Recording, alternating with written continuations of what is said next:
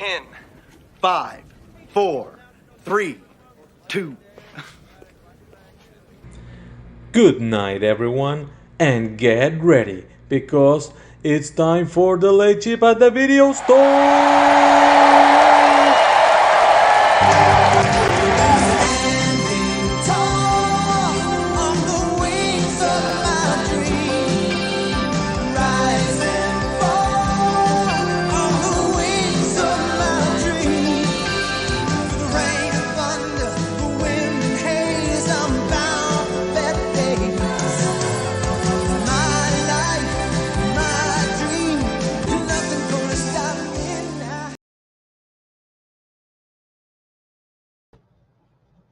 Mike, two things are for certain at 8:30 on a Saturday morning.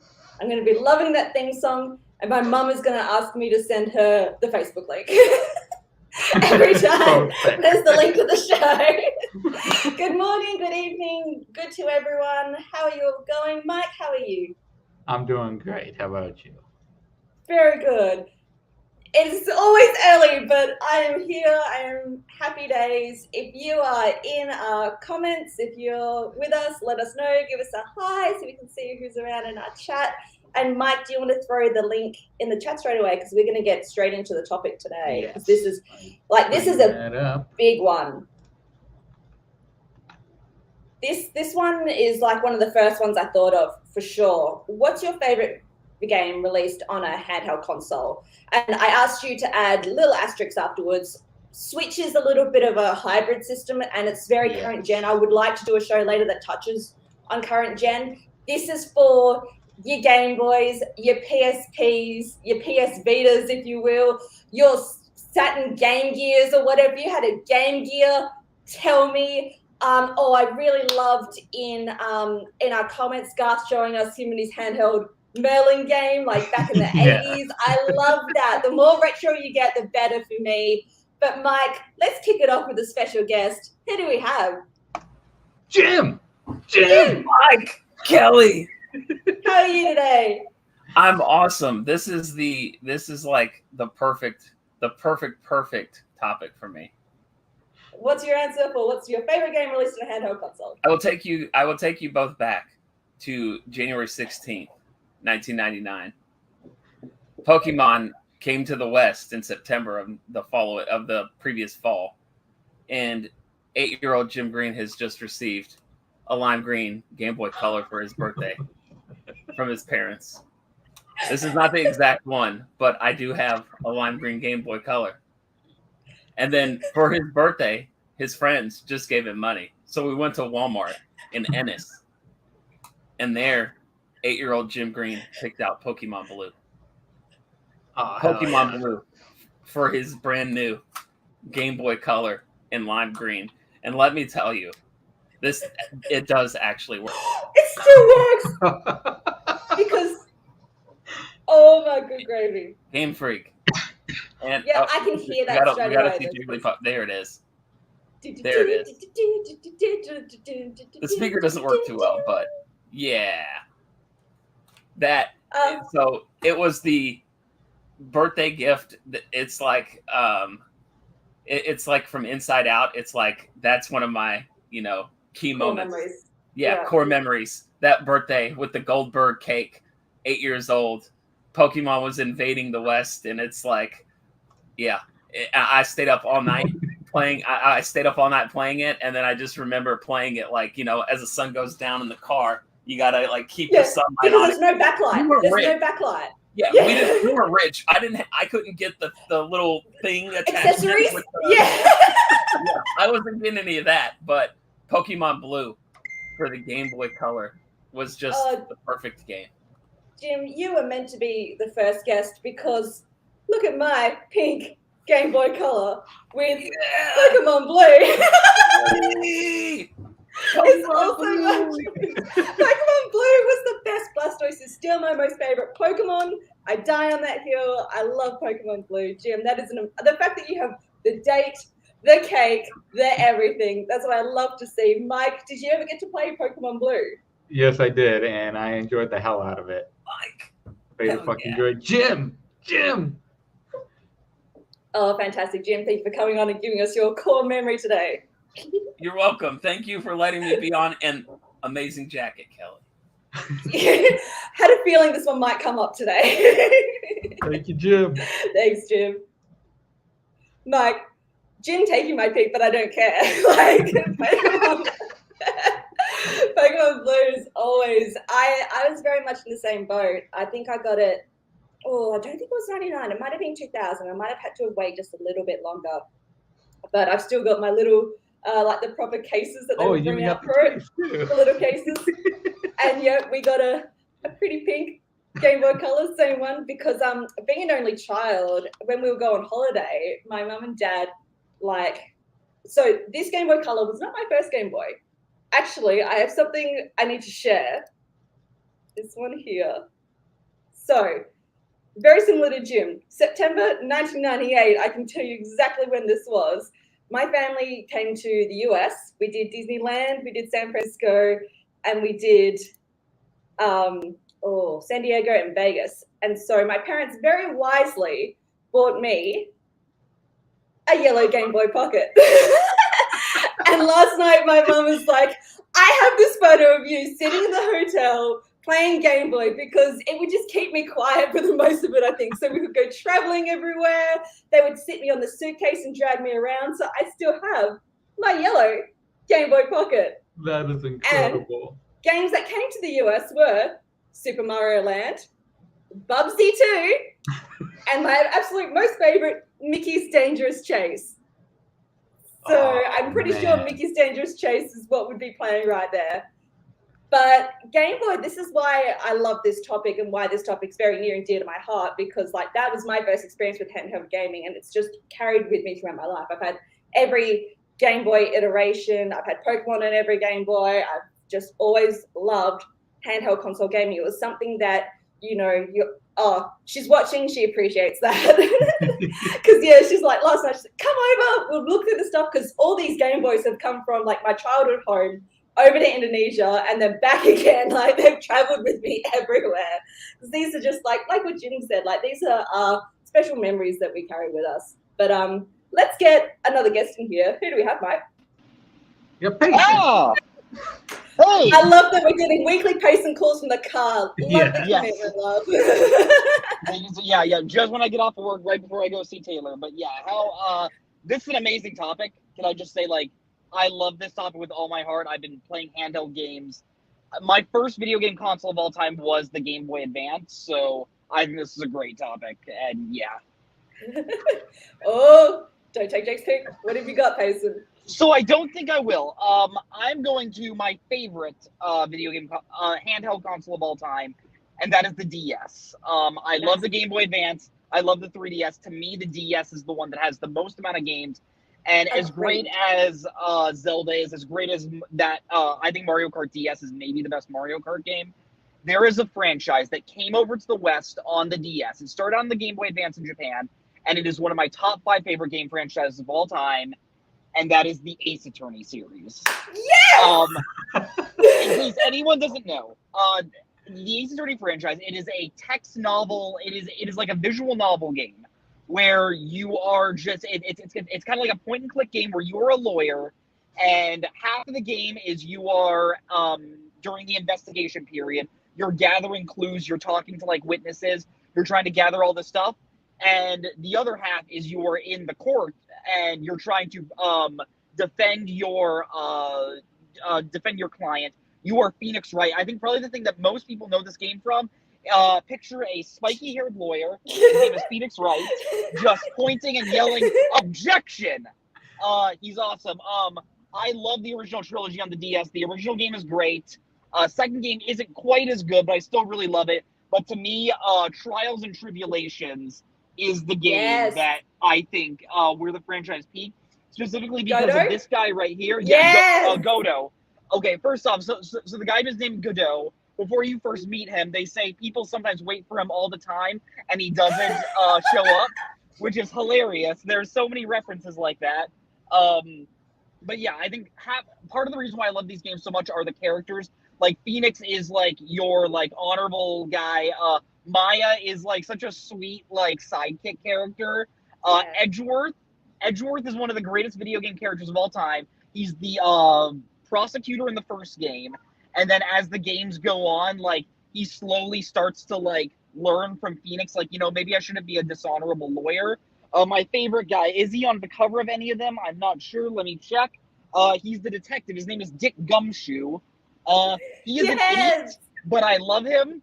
But yeah, like my pick is kind of the whole franchise, but I do think the third game is the one where it peaks because there are 5 cases in this game, and they all have like an arc. Like the same villain is sort of like in the background through all of these cases, and I think it's incredible. You get the closure of the Faye family, both Maya and Mia, who was Phoenix's mentor in the first game.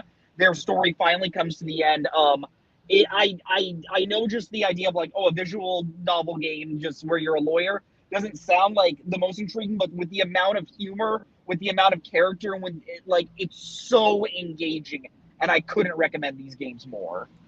Absolutely. I had these on DS. I didn't have the physical copies though. I had the downloaded copies, and then I had it for Nintendo Wii as well. I think it definitely benefits the DS, and I think you can get it for maybe iPad now, because I think the touching of the screen works a little bit better. When you were doing it on controller or moving it around with like a stick, it was a little bit harder, whereas when you could touch, what it made you feel is that you were looking for clues. You were looking for clues, you were looking for evidence. And then also when you were on the trial part, you were looking for people's weaknesses in the story. Yes. And like you were looking at facial expressions and, they're lying here, and wait, like you really had to solve a case. It was like a mystery novel come to life, and it was fantastic. Mike, did you ever get to play the Phoenix Wright games? I have not actually. I totally recommend. Nintendo DS either. The original trilogy is on Switch. I believe it's like $30. It's so worth it. Oh, okay. I might have to get that. I need to replay these. I love this series. So Payson, awesome pick. Thank you very much. So much. Thank you, Yes. Payson. I was scared Payson was going to take my pick because our picks are going to actually switch over. I'll throw it to someone else because my pick's very similar to Payson's, but not a franchise I thought was going to be represented, and just made me so happy. That's exactly what I wanted to see this morning. Mike, we've got guests. Bring someone in. Hey. How are you? I'm good. Excited to be here for my first time. Finally able to make it. Hey! Question of the night. What's your favorite game released on a handheld console? All right. So this is I'm on the Squirtle Squad, as you guys might know. So I'm a big Pokemon fan, and for me, this is the first Pokemon game I've ever gotten, and it was Pokemon Emerald. And so Very nice. I also got my Game Boy here, which I haven't Yes! used. Yes! I'm an OG Game Boy, and just this is the game that got me into Pokemon, and so it just has a really special place in my heart. And I do think it also is just like a great Pokemon game as well. It has really awesome Pokemon, some of my favorite starters, and just the story I also just really enjoy as well. And also Which great starter side did you quests. choose? I went with Blaziken. So it's also the first time I've gotten a level 100 Pokemon, and it was my Blaziken. So that was really cool. Oh, you never forget your first 100. It's great. What are some other features of the game that you really liked? I just think it also has some really cool, like, it's unique with like the whole beauty contest as well, which I think is pretty cool to a Pokemon game. And some of the gym leaders, I think the story is also really cool. Like, it has some cool smaller characters like Wally and the Ralts. Like, you can never forget that. And Norman as your father is one of the gym leaders, right? So it's just like it has some cool details. Well, your Emerald goes with my Sapphire. Upside down. Sapphire here. So I'm usually a water starter. I love the water one. So I took I think it was Mudkip for that one. And what I remember most about that one was berry farming as well, and having weather effects and using waterfall and actually going up the waterfalls and whatnot, and being able to ride around on your Pokemon. If you got I don't know how to pronounce it. What is the big one for Sapphire, the legendary? Kyogre. Thank you. Surfing around on that, like, it's so wrong. It shouldn't be happening, but it's great. Mike, did you ever get to play either Sapphire, Ruby, Emerald, any of those? I played Sapphire because of my friend. She would actually bring it over, and we would play it together. We were switching back and forth. and I enjoyed it. I enjoyed it for what it was. I wish I would have played it more. So I need to get these games in for sure. With Emerald, Matthew, did you get to catch Rayquaza? I did. Yes, I was able to catch Rayquaza, and it was my first ever Pokemon game, so I used my Master Ball right away. That's what they're meant for. Like they are always ones that are sitting there, like that stereotypical meme of like keep all your best stuff to the end until you don't use it anymore. That's the time to use it. I love it. Matthew, thank you for coming on and giving us your answer today. Thank you so much. Thanks for having me. Mike, I think we need to get someone from my neck of the woods in here, because if someone else takes his pick, there will be sadness. Yes. So let's get him in, unless that was the pick, and I'll cry. The I'm so Australian sorry. man himself. Jake, was that the It was pick? not the pick, I will say. Oh, thank God. Very close, though. Very close. Jake, what is your favorite game on a handheld console? Listen, I wish I had props. I'm the one who kind of helped invent this. I don't have my DS game still. It's unfortunate. I wish I did. But I love Pokemon is going to be, I feel, a lot of people's choice. And I remember Gen 4 is my generation. That's the one I started playing.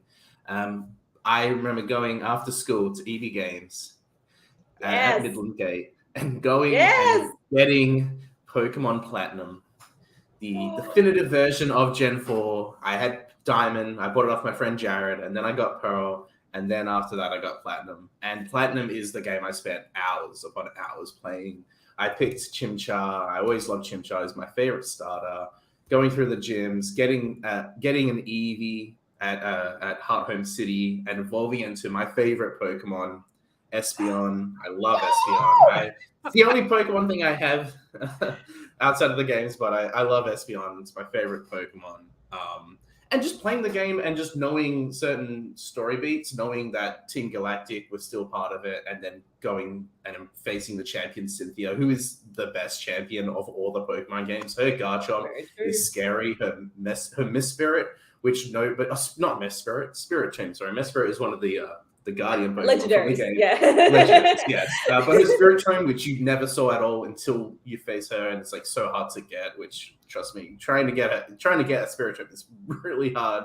That introduced the Underground, where you get to dig and get fossils, and I remember getting a Shieldon. Some good stuff, and it's the game it's the one game that I just remember like being obsessed with on my DS. I wish it wasn't. That'd be cooler. I wish I didn't have such a basic choice, but I love Pokemon, and Platinum is the one that just definitively shares my love with. I share my love with, because it's beautiful. Platinum. No, I was going to throw a big disclaimer at the top of the episode. Like, Pokemon is not a basic choice. It has dominated handheld games for decades now. Yeah. And it does tend to be a lot of our first entries into it, because it's weirdly personal. It's something like we're going on this journey, we're catching these Pokemon, we're traveling. Like, as a kid, maybe sometimes we don't get to have that freedom. So there's something immersive in that. And then it can also be social, because you had friends who would be catching other things, and where are you at and what have you got, and learning to trade. If you had friends to trade with. Jared, yeah, I'm trying to think of what I traded in. Probably an Alakazam, because there's certain Pokemon you would have to evolve to be able to trade. Exactly. I definitely remember an Alakazam or a Machamp. There was a couple of those where it's just like, I need to catch them all. I need my collection, and that was definitely a big one. That is a long gone dream nowadays. I could not imagine actually having that dream at the current gen. That's just too much. Jake, thanks for coming on and giving us your choice this morning. Thank you so much, Jake. Love it. We've still got our link in the chat if you haven't popped on yet. Pokemon. It's funny, we've had Gen 1, we've had Gen 3, we've had Gen 4. I'm kind of interested to see where it's going. I think we've skipped the best gen, but I will bring it up if need be at the end of the show.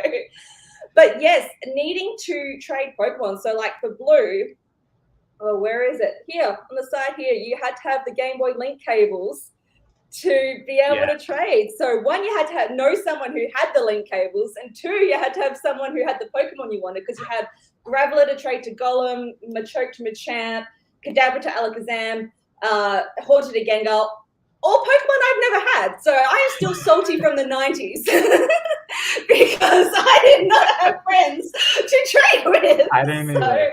I don't know friends to actually trade back and forth with. Mike, let's get us another guest in here. Who do we have? Yes. We got Diaz. Hey, Diaz. How are you going today? Doing good. You're gonna have fun talking about handheld game console, am I? Yeah. Game Boy Advance. I love that everyone. My parents think I'm so weird for having a box of just all these old consoles, and they're like, "Just get rid of it. Just get rid of them." Like over my dead body. Like this is memories. These are dreams come to life in here. Chris, what was your favorite game for the Game Boy Advance? So I'm going to go with a franchise I love. I'm going with the best one. I love the Mega Man game. I love the Battle Network game most of all. I'm going to go with my favorite. It's free, but it's blue. But Mega Man Battle Network free, but I think it has some of the best storyline in the Mega Man game. You get emotional. It gets pretty dark. I mean, a villain gets killed off screen and they can't, like, he didn't do what he was able to. We kill him off. And stuff like, wow, this is a game. And it doesn't have, like, I don't love the character Mega Man Land so much. I love their story. I love how invested I am into their. I love the villain. I love Billy. I love its match. I love how deep it gets. Like Bass. This backstory of Bass, the Net navigating one of the most darkest backstory to a character in a video game. Kind of sympathetic in a way. And then it only goes on Mega Man at the end. Spoiler alert for a game many years ago.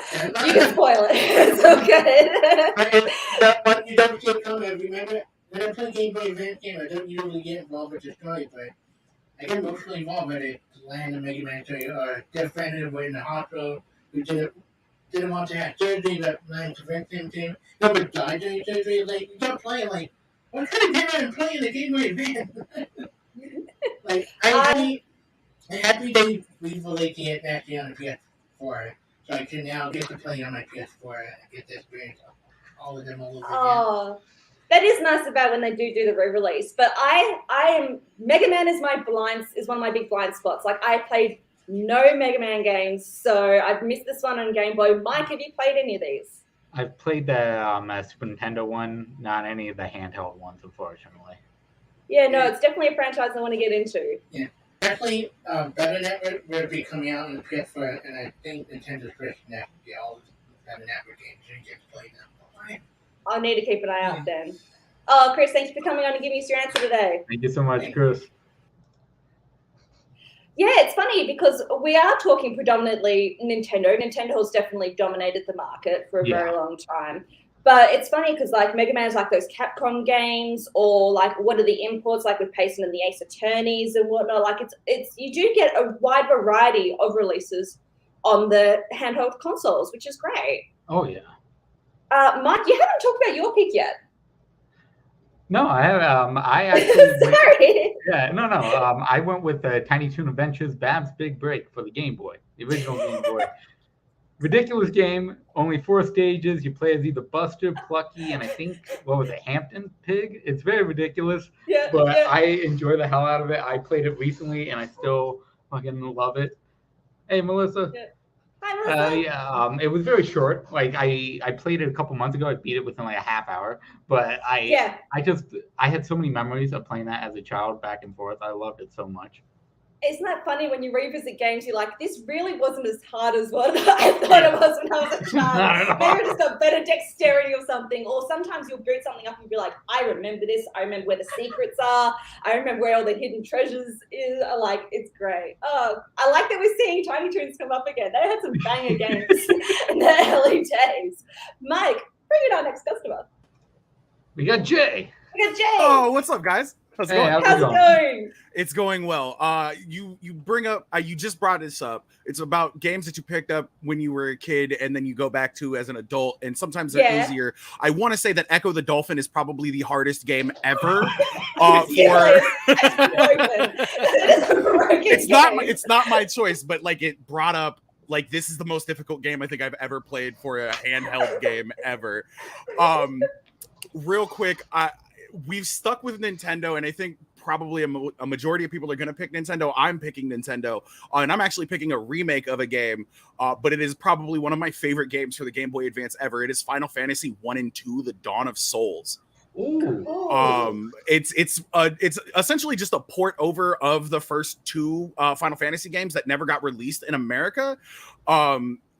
and they're not necessarily overly long games. They added some stuff to it. You've got extra bosses. It's just one of those grindy games, and it's just a JRPG, and it takes you back to that old school 8-bit feeling. And it just makes me feel real warm and fuzzy inside when I can cast Firaga and just essentially be like, it doesn't matter what the dimensions of the room are. I cast Fireball.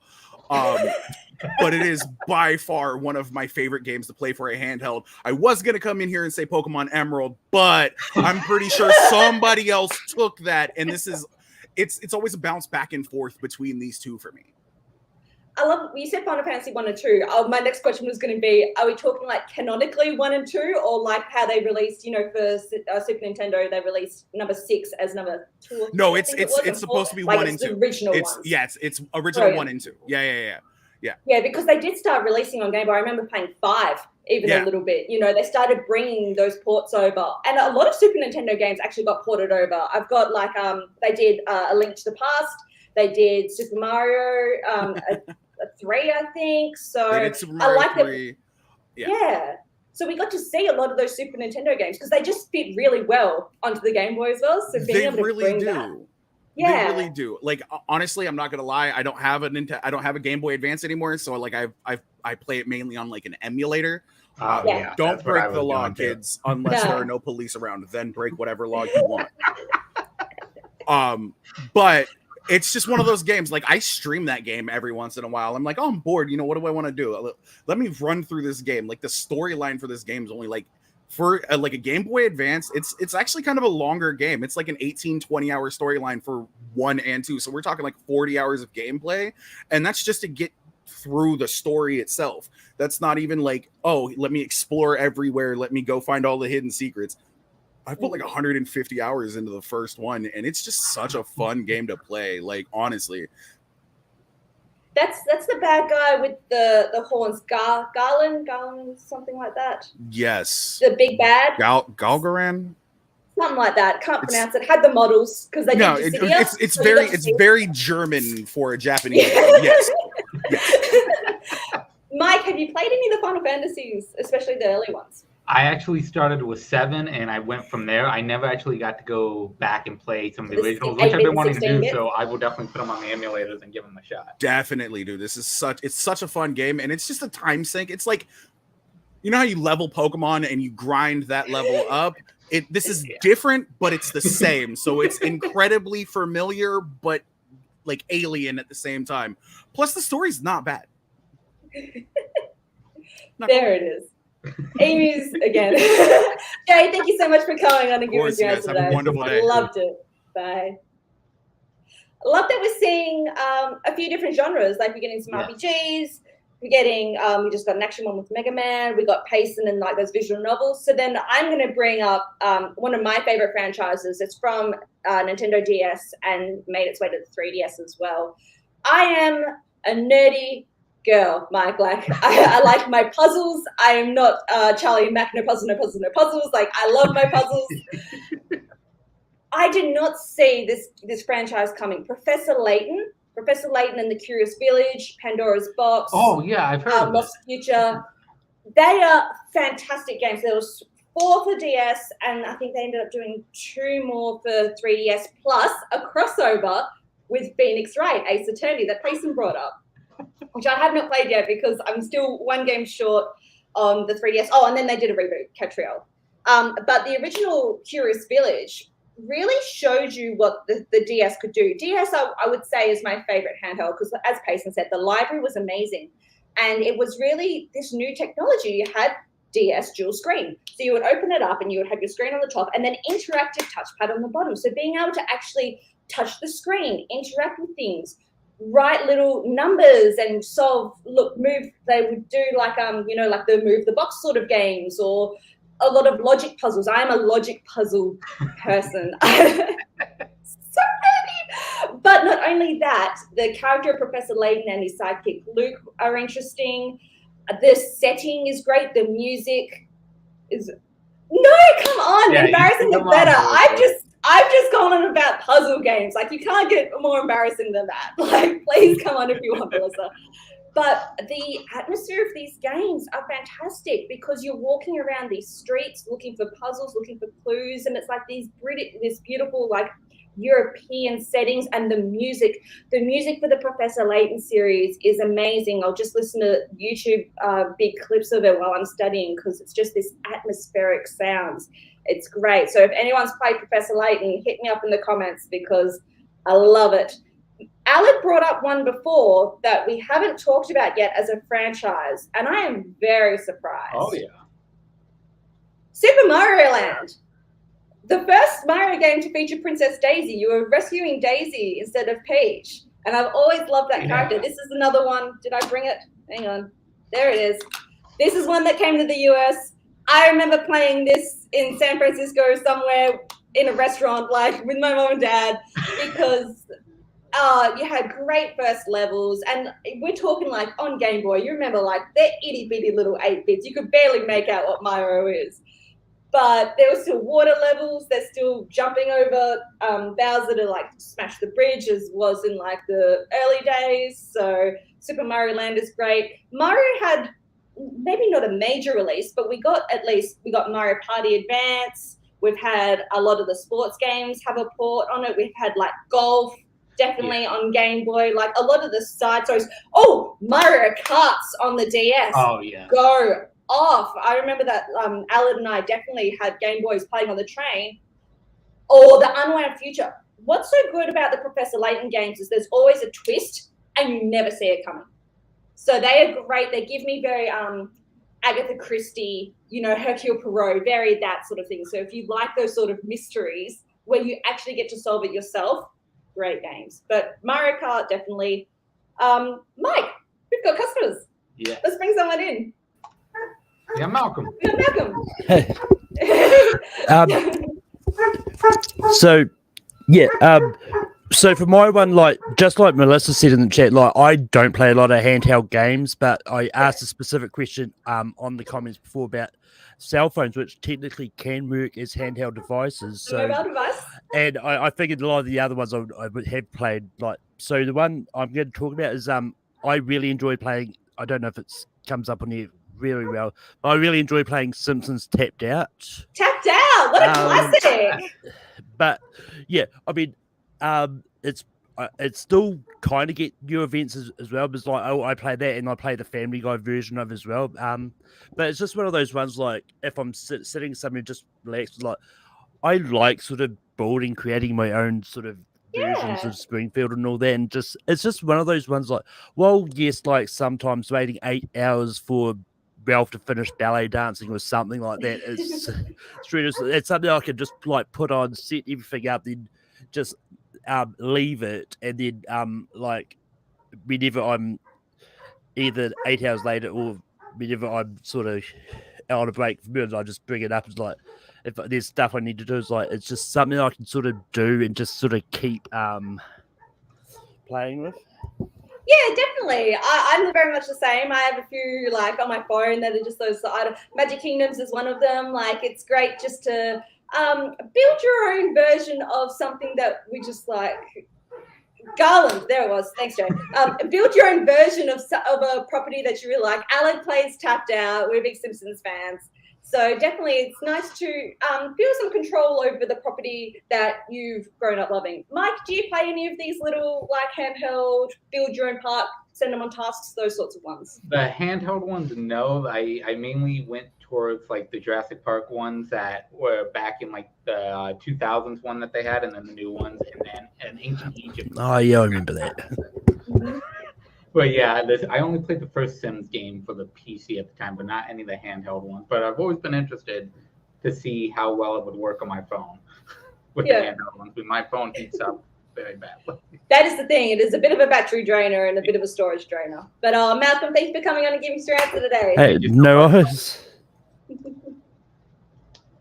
Oh, mobile devices. We saw it come up in the chat, so it's great. What we haven't seen come up, and Chris brought it up briefly, with Kingdom Hearts, the reason I bought a PSP was just to play Kingdom Hearts Birth by Sleep.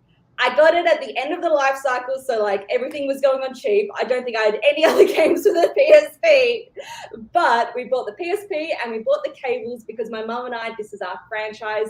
We love it. We replay it. I think there hasn't even been a year gone by. We haven't been playing at least one of these games. So Birth by Sleep is actually, or sometimes it toggles for my favorite Kingdom Hearts game. And then I play 2 again. I'm like, oh no, that was really good. But I love Birth by Sleep because this is how you do a prequel.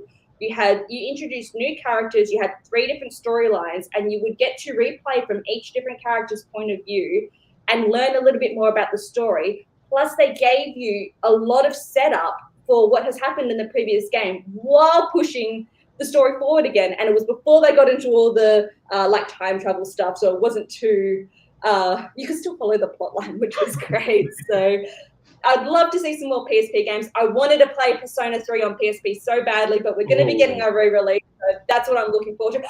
Oh, Jay, me right here.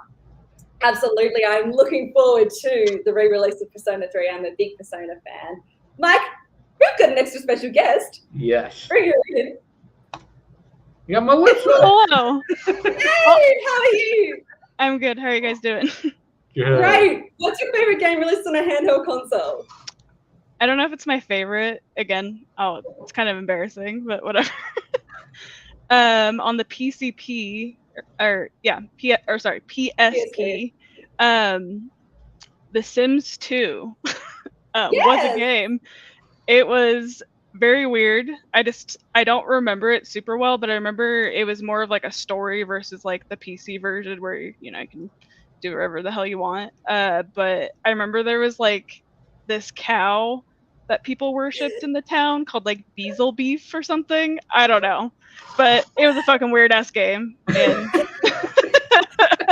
I love that you brought this up. This came up on a Reddit subreddit I follow called Tip of My Joystick, where like people are like, I have very vague memories of a game, and it was things similar to that. They talked about the cow, they talked about aliens and sending people out on tasks, and it was nothing like the Sims game that you had on PC. It was a completely different. It like used the aesthetics of it, but it wasn't really building your own town and family. It was like a storyline you played. So I love this. That's not embarrassing at all. That's great. Because I loved The Sims growing up, like the PC game. Oh man, hours. Me too. Which was months, your favorite? years. Did you have any of the expansions? Was there a best expansion? It's a good question. I don't know, but I loved it all. Honestly, I still play sometimes. Oh yeah, when you could start taking them on vacation, when you got pets, like it was all great. Loved it. Yes. Mike, did you ever get to play Sims 2 on PSP? I think they did Game Boy as well. Just the first one. Just the original. Yeah. Nothing beats that real original one. That music, I can still hear like the building music, like that elevator type music. It's great. And I love the way that they talk too. The Simlish, absolutely. The dance moves. It's great. Melissa, thank you for coming on and giving us your answer. Yeah, thanks, guys. Thank you so much, Melissa. Okay. Love it. I love that everyone's bringing like, this is what I loved as a kid. Because I'm very much that. I love lean into your nostalgia. That's what I like to come on a Saturday morning and celebrate. Mike, this has been a fantastic episode. Yes. Anything else you want to mention before we maybe close up shop? Since we did just have Melissa on, which I should have asked her when she was on, but at last week, Cheesiest Death scenes, Kastner brought up Rick from Mummy 2, Mummy Returns, when he kills the Scorpion King, and Melissa brought up Frankenhooker, which is also a great fucking choice. So that is awesome. And then we did, I don't know what this one is, but Spence brought up Okami. I don't know what that one is, and I don't think Spence is here anymore. Spence, if you're still here, tell us what this game is. Oh yeah, Okami. So I haven't played the Okami series. This is Okami Den is the DS, not version of it. Like they released a game for DS, but if you you can download. It's on PS4, and I think it was originally for Wii as well. But Okami is a very Legend of Zelda-ish type game, beautiful Japanese artwork. So this was the release for DS, because what we also got to see on DS was just a lot of spin-off franchise games for it. So yes, the painting and everything. That's what I picture. Beautiful artwork. So yes, that's a cool choice. What I love is like, so we've talked about a lot of major franchises, but there are like all those weird little offshoot games we got to play as well. So I think we're gonna have to maybe touch on this topic again sometime, because obviously it made me so happy people brought on their old Game Boys today. Like that was just fantastic. Mike, I think we're gonna head on out of here. We'll see everyone next week. We'll post our topic 24 hours before. We'll post the VIP. VIP goes up Monday. There it is. And what I want to see is if you've caught us on the replay, let us know what your picks would be. Like, keep the conversation going. Like, just because you haven't been able to make the show today, like, I want to be able to see what you would have been able to pick. So make sure you let us know on our Facebook page. Oh, that's going to be a very short list, maybe then. And we'll see everyone next week. Thank you so much, everybody. And we're clear.